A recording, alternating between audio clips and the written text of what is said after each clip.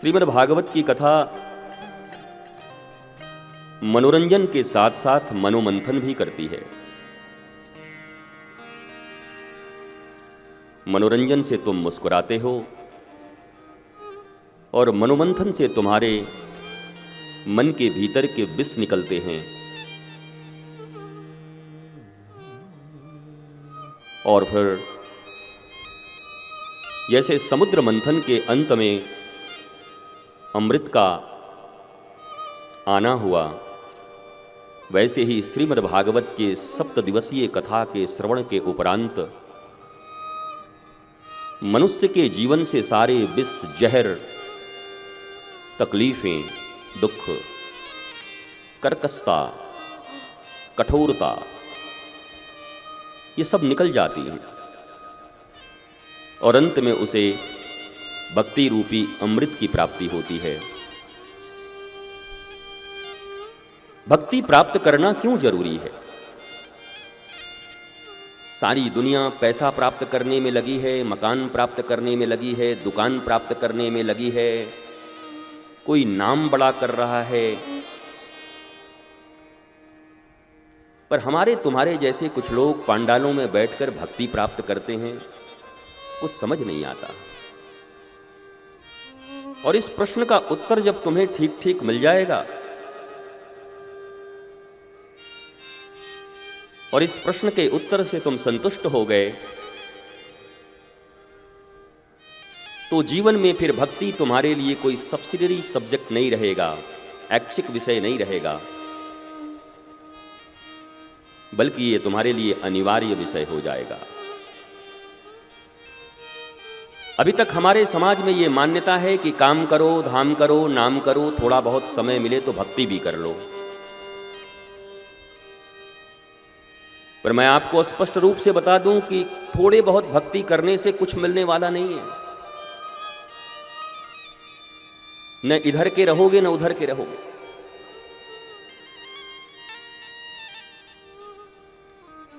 मीरा का एक सूत्र है, मेरे तो गिरधर गोपाल दूसरो न कोई।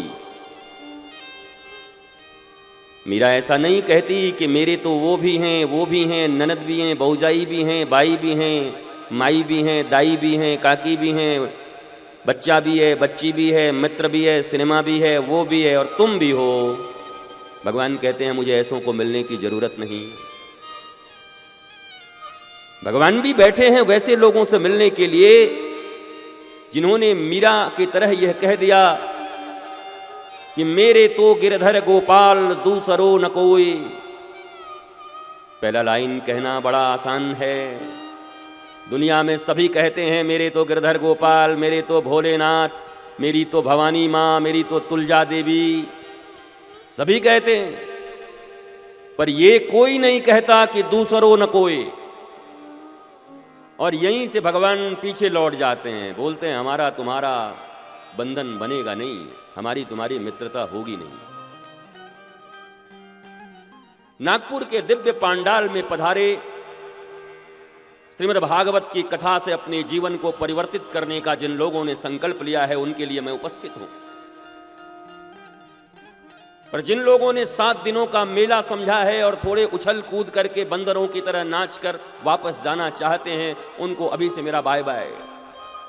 आपको कुछ मिलने वाला नहीं है, आप निराश हो जाओगे। श्री कृष्ण की पवित्र भूमि श्रीधाम वृंदावन से हम यहां पर आए हैं भगवान श्री राधा कृष्ण के महारास को उत्पन्न करने, उपस्थित करने। अगर इस महारास में तुम भाग न ले सके तो तुम्हारी जिंदगी ऐसे ही निराश, उदास, हताश, हरास में रहेगी। दुनिया में 2 ही रास्ते हैं, या तो श्री कृष्ण के साथ महारास कर लो या फिर निराश, उदास और हताश जी लो। And it's totally depend upon you. ये तुम्हारे ऊपर डिपेंड करता है कि तुम्हें क्या चुनना है।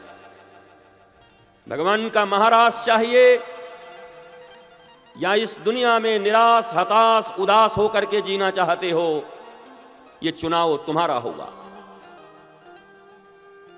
इस दुनिया में शायद ही ऐसा कोई आदमी हो जो कहे कि मैं निराश रहना चाहता हूं, मैं हताश रहना चाहता हूं, मैं उदास रहना चाहता हूं।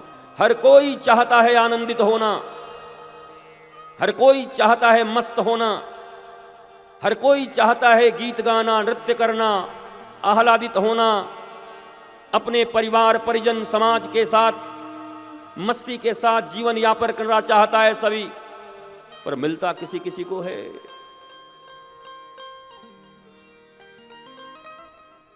चाहत किसकी नहीं है कि वो अरबपति हो जाए, चाहत किसकी नहीं कि उसके द्वार पर गाड़ियों की गाड़ियां लगी रहे, चाहत किसकी नहीं कि प्रधानमंत्री नरेंद्र मोदी गद्दी से उतर जाएं और हम ही प्रधानमंत्री बन जाएं। कौन नहीं चाहता?